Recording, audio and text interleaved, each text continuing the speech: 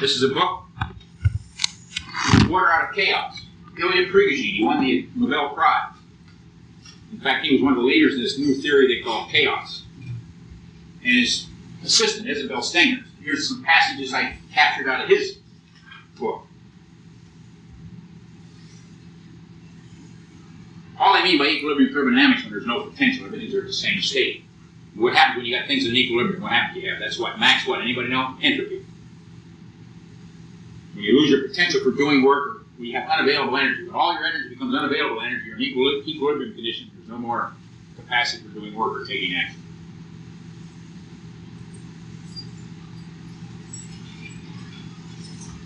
But we said, obviously, the answer is no.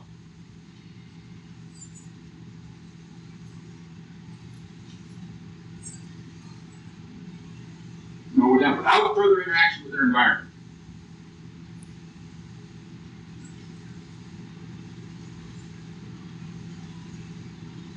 No, when he talks about when he examines a biological cell or a city, we see something very different, which is what you were making.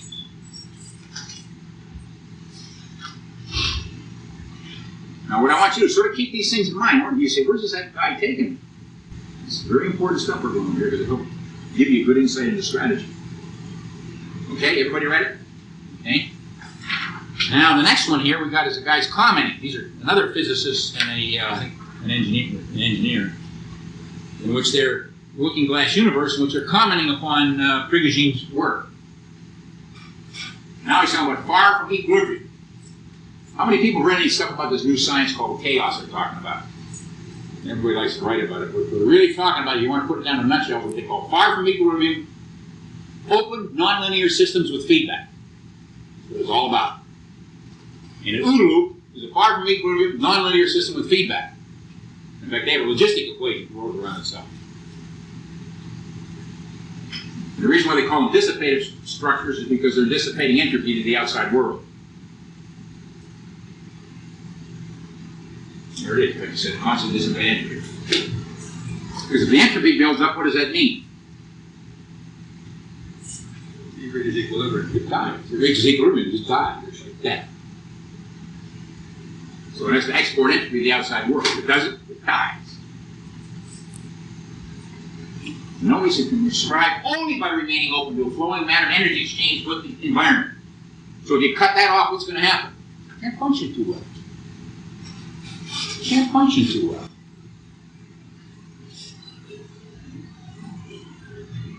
Nobody says it's stabilized, but it's only relatively stable. Now think about what we've been talking about, patterns and all that. This is all very related.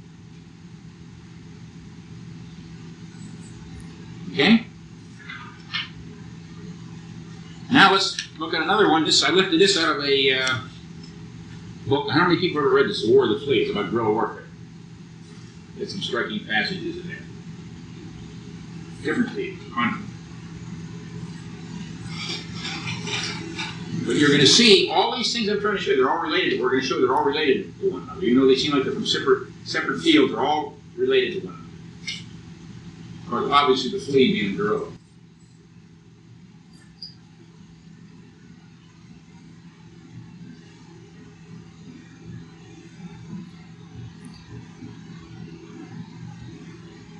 Note all the things they need in order to function. Don't they? Look at human rights, freedom of the press, etc. In other words, the ability to interact with the world. If you cut that off, it's kind of hard for the gorillas to operate, isn't it?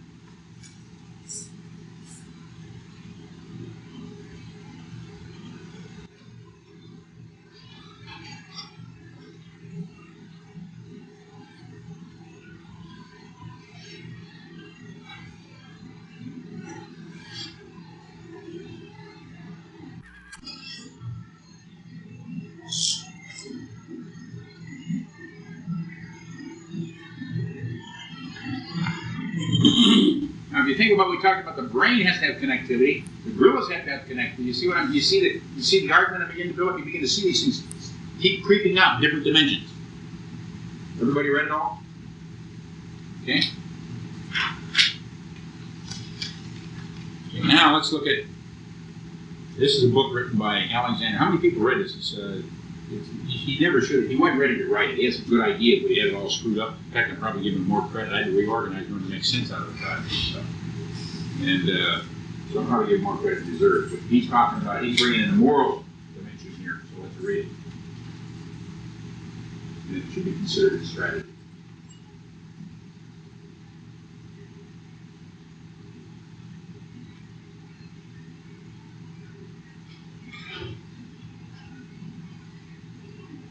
Note that second passage here.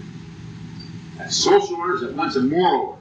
The moral order, which is the fabric and the rest of social powers compromise, then the fabric of social order holds no with it.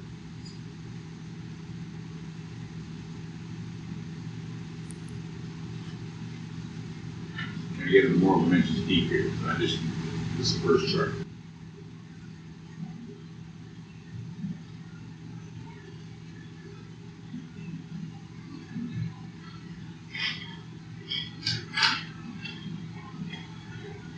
Okay? Remember, we're looking at many different areas here. We're trying to manage your mind's eye how we're going to put us together, break it down before we get it. Now, this is a book written by Beyond Culture. The guy that wrote this, Edward Hall, is well-known cultural anthropologist. He's looking at it as a cultural anthropologist. And I want you to pay particular attention to the last passage, the second passage. Both of them are important, particularly the second.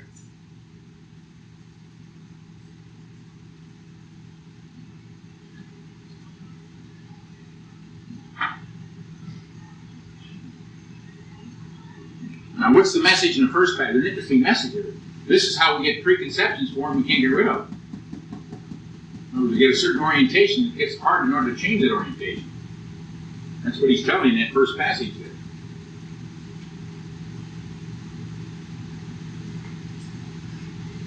They become habit patterns. It's hard to break those habits. They don't even realize they're controlling them. Now, then he goes on to the second passage.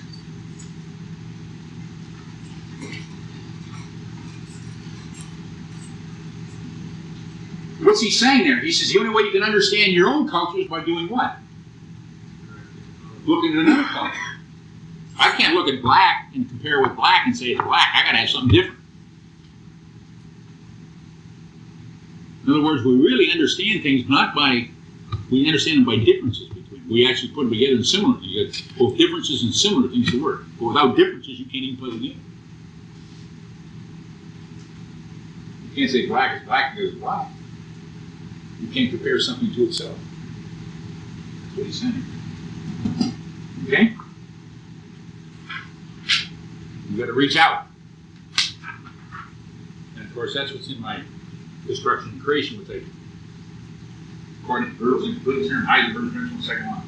One cannot determine the character and nature of a system within itself. Moreover, attempts to do so lead to confusion and disorder. You can't determine the character and nature of a system within itself. Not only does it come out in Gödel, Heisenberg's second law, but this guy didn't even read those things. Cultural anthropologists found out you have to interact with other cultures, otherwise you can't find out your own culture either. Also, Alfred Tarski found out in terms of languages, same thing. You can't examine the language within itself to determine the structure of the language. You have to reach out and compare it to other things.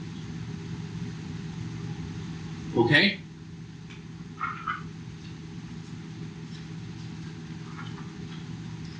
And here's one from a Soviet dissident. In fact, he's in this country right now. I met the guy. Pretty interesting guy.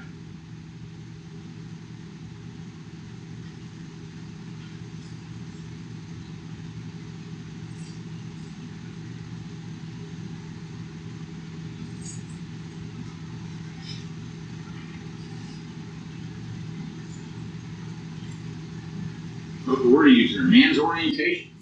What's the word?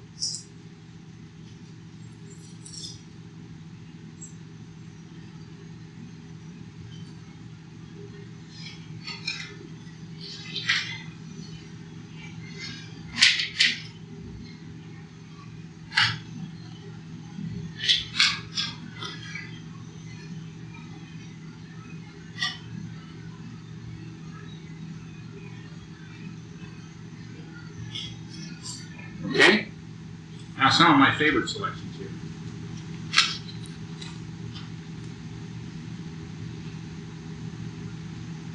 the emperor naked? Why does he have no clothes? Anybody? You know, it's an old fable. You know, why do people use that as a fable? What are they saying?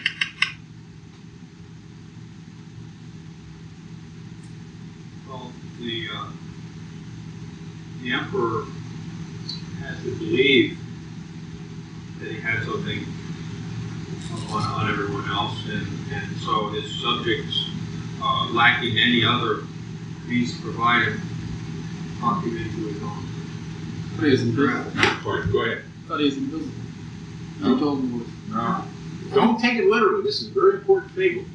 One of the issues, I think, was the inability of people to tell the emperor who was Oh, yeah. superior Go ahead. You're on to it. the problems. What happens is his ministers are not telling the truth, so he doesn't know what the hell's going on. So the young kid is, in the old fable said, "But sir, the emperor's naked. He has no clue. He didn't know what the hell's going on." In other words, they cut him off from his environment. And so the whole thing about him getting these fake clothes was that no one wanted to tell the emperor. Look at Sun Tzu. Know your enemy, know yourself.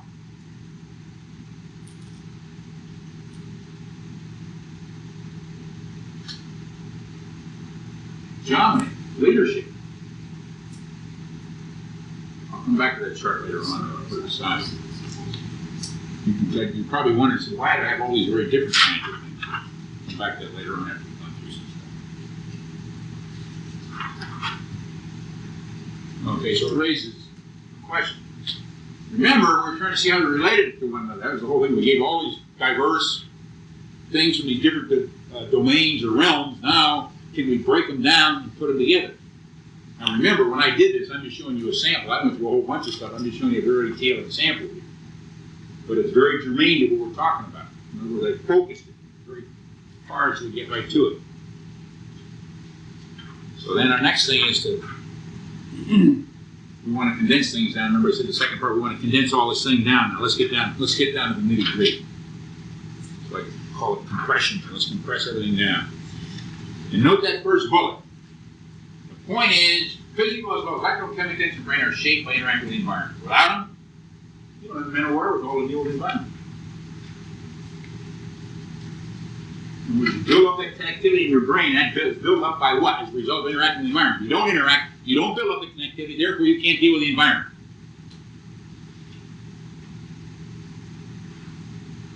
Okay. Gödel's theorem, Heisenberg, etc. Point. We cannot determine the characteristic system, and moreover, attempts to do so will lead to confusion disorder, mental as well as physical. In other words, once again, we need an external environment, outside world to define ourselves.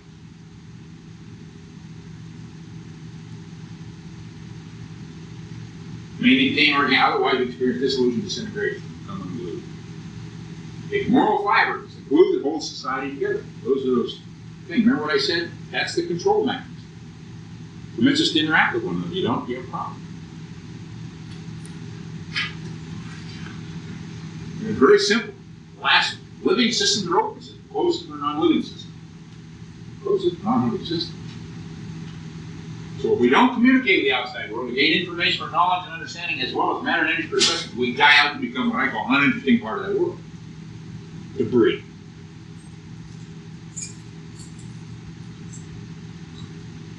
Okay? Now let's super compress. Take it down another word. What I'm saying here. In other words, what I'm saying, simply say, as human beings, we cannot exist on an external environment from which we draw sustenance, nourishment, and support. You gotta have it. Period. Crucial. And we're not just talking about physical, we're talking about what? We're talking about moral and mental, because there's other statements. So in other words, interaction permits vitality and growth, while isolation leads to decay and disintegration. Exactly right. That's what the previous chart was all about. Interaction, isolation. So I got 100. Okay, so those people who have seen my presentation, it occurred to me after I did this, something very interesting. Destruction, creation, patterns of conflict, and command and control. One of interaction and isolation. Organic design for command and control, what you're going to see, tends to emphasize the interaction aspect. It highlights interaction. Patterns of conflict, you recall all the things we're doing, we tend to emphasize the isolation side of the picture. And destruction, creation is balanced between the two. That's the essay you see in the back. Okay? So let's move on, and now let's place them in a strategic perspective. So Now we'll go to the second part, strategic perspective. Now we can fill in that first chart. Now if we go back to that first chart, we see it's one is interaction isolation. That's the name of the game. Remember the first chart had strategic game, question mark and question mark. Question marks are now filled in. The game of interaction isolation. That's the game. Being able to distinguish between an adversary's ability to communicate or to interact with his environment while sustaining or improving ours.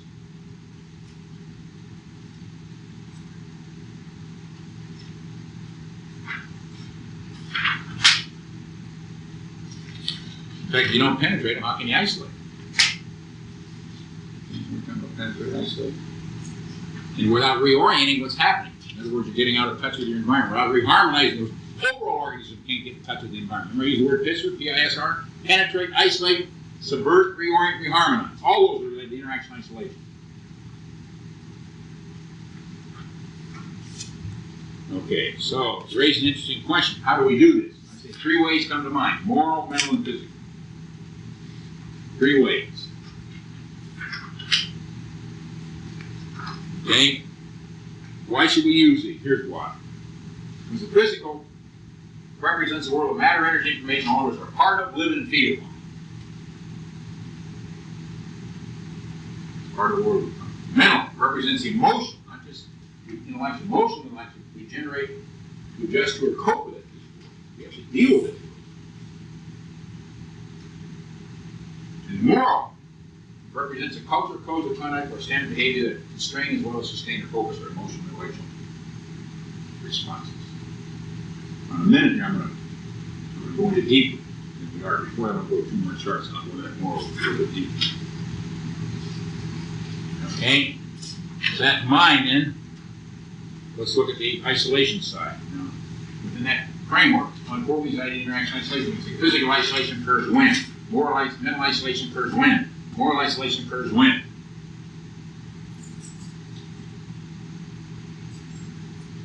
No, not mental. We fail to discern, perceive, or make sense out of what's going on around ourselves.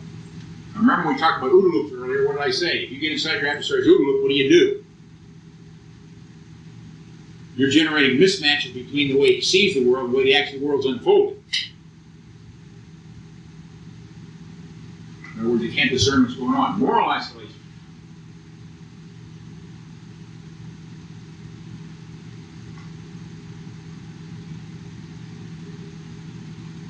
Okay? Now let's turn the argument around and look at the interaction side of that.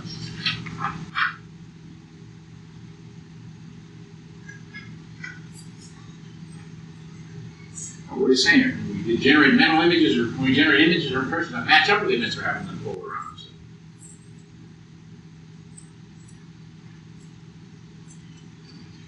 Note this: we live by codes of conduct or standard behavior. Now I want to draw a distinction between moral and morale.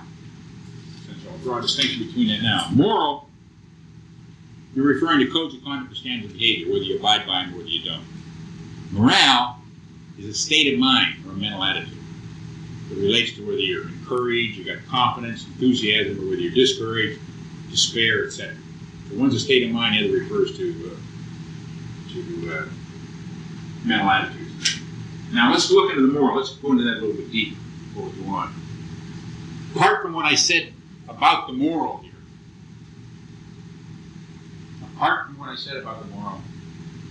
why do we have these moral values or these estimates? Why do we have them? What's the purpose of them? Well, just look pretty, nice to have.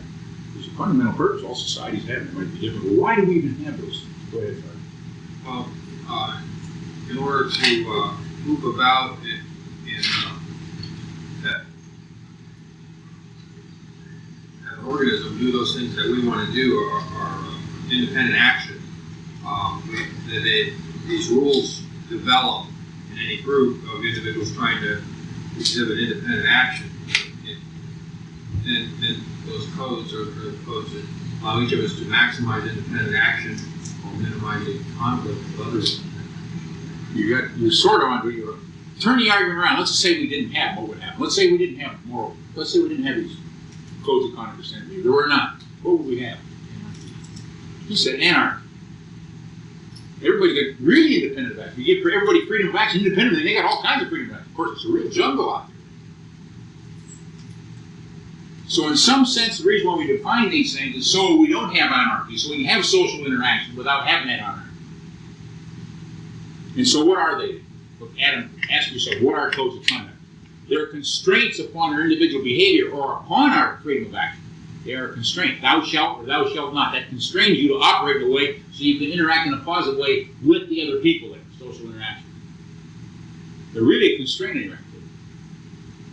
And so, in a sense, in one sense, you lose freedom of action. Know what I say in one sense. In another sense, I'm going to show you increase it.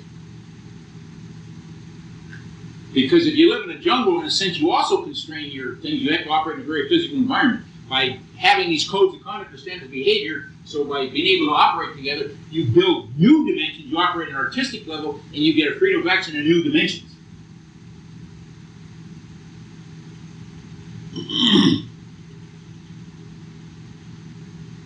You see what I'm getting at? So that's why we know those codes of conduct are very important. So that's why when people violate those codes, like Jim Wright seems to be doing right now, and other kinds of people get horned off because they're trying to get well at our expense. There's one area where Jim Wright is not getting hosed, and that's down in his district. Because even though he's doing some of these things, his people then are assuming that those allegations are true. They say, well, what the hell, he's bringing all this money. They're also doing well too. So when your politicians don't deliver the goods, they're going to start looking more and more at the other things. When do you worry about about food when you don't have it? When do you worry about honesty when it's not there? When do you worry about your health when it's not there? When do you worry about money when you don't have it? When do you worry about ethics when it's not there? Also, when you don't have the other benefits. I guess these are very important ideas. Okay?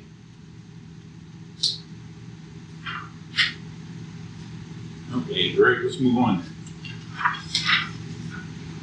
So in a sense, moral codes are constraints upon your actions. And the reason why they're constraints there is so people can interact in a positive way. If you don't, you're going to have anarchy. Okay. Jungle. Real jungle. So how do we play? Remember how we mentally constructed a snowmobile, hints.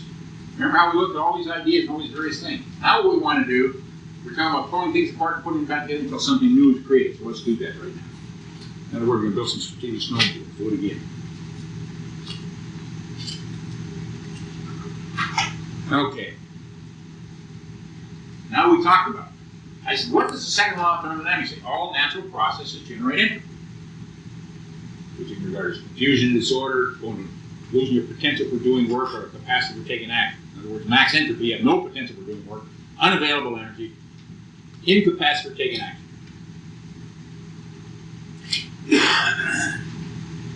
No more differences you can use in order, potentials you use in order to generate, to do things. And you also call it entropy as what? A measure of what? They use a measure of confusion and disorder. So when you have max entropy, you have max what? Disorder, which is that, it's called what? Chaos. Exactly right. What did Heisenberg say? Know what he says here? Why did he say that? Anybody know? Because, if you look at it, it's very similar to the second law. Remember, he's using electrons and photons to look at electrons and photons. In fact, they make the statement they couldn't distinguish between the means of observation and the phenomena they're observing. Well, if you can't distinguish between the means of observation and the phenomena you're observing, isn't that system examining itself? Precisely. Precisely. That Bohr said it very well. Niels Bohr. So you're going to use electrons and photons to look at planets, but that's something different than a planet. When you got photons and electrons looking at one another, the stuff you're using to look at things is no different than the things you're looking at. In other words, you can't distinguish between the means of observation and the phenomena being observed. That's a system examining itself. So he lays out a nice equation. What did Gödel say? Well, he already said that. You can't determine the consistency of a system within itself, or more appropriately, if you tie it all together, consistency being the character nature. You can't determine the character nature of a system within itself, or discern the character nature of a system.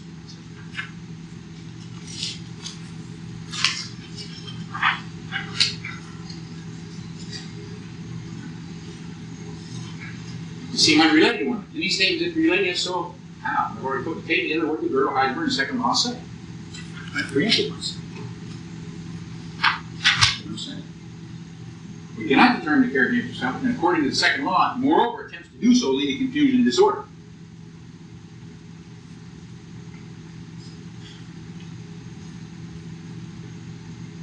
You understand what I'm getting at, everybody? Okay. Now, keeping this statement in mind, now we're going to store that. We're going to make another snowmobile on top of that one. We're going to build snowmobiles on top of one. Now, let's keep this one in mind. Now, keeping the statement in mind, what did the test of Y16, Y17 say? I'm going to use this as another good example.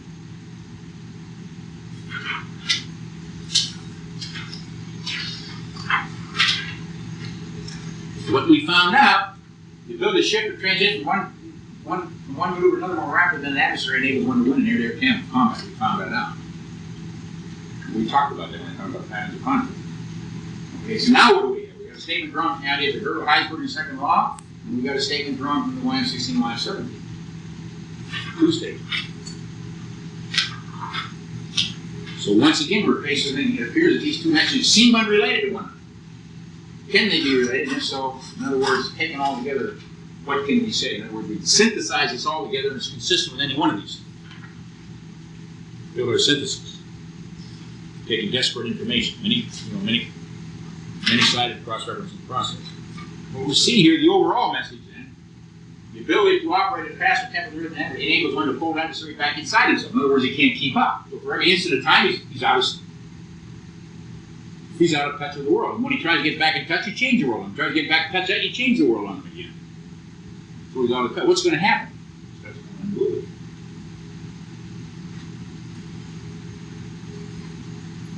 You become disoriented.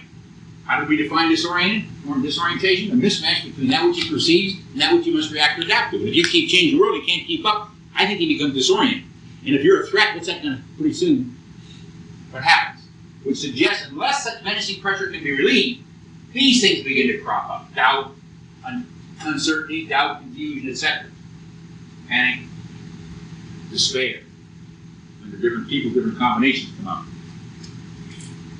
Which will further disorient and twist his mental image of what's happening, thereby disrupt his mental, thereby overload or cascading now, thereby collapse his ability to carry on. It's a cascade.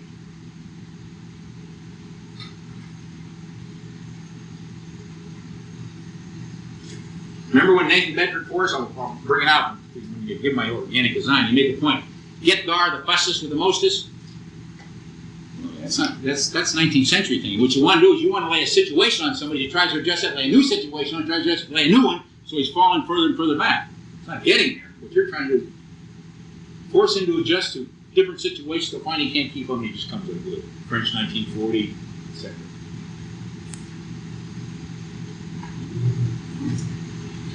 Got it?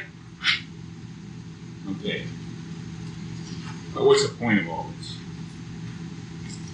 Trying to get at something. The point is, we can't just look at our personal experience and see the same mental recipe over and over again. In other words, we're not really coping with the world. We have to look at other disciplines, connect them to what we know from our experiences, because by doing that, what are we going to do in our brain then? We're going to build up those connections, right?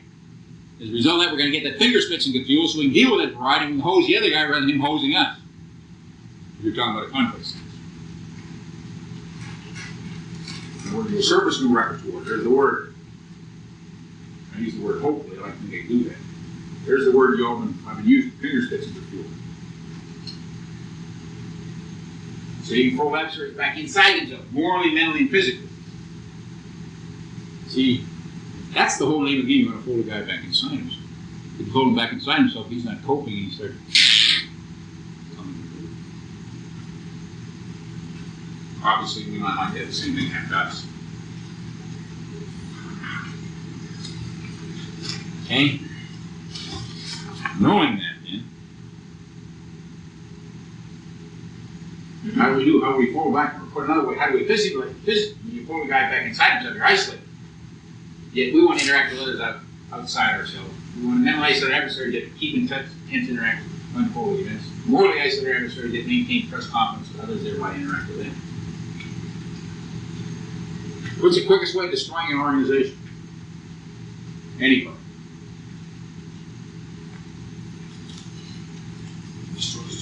Say it. You said it. Wasn't afraid to say it. Build up mistrust or distrust. The whole thing comes unglued. Can't function.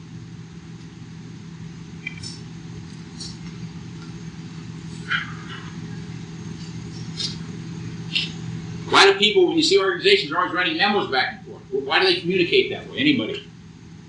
CYA. Oh, isn't that mistrust?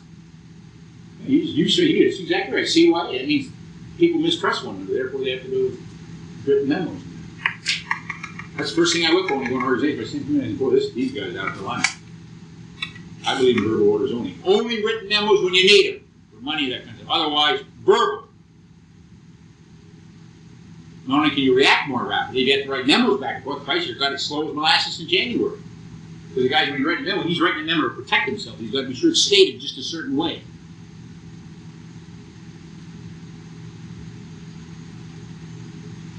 All you're saying is your organization's founded on mistrust in you. Exactly right. So if I can generate mistrust and discord, that's the hell I've done. Did you ever see what happens when organizations operate that way for a long period of time? You put the squeeze on, and then the finger pointing begins. They all start blaming everybody else. That's the many non-cooperative centers of gravity. That's the result of all that mistrust.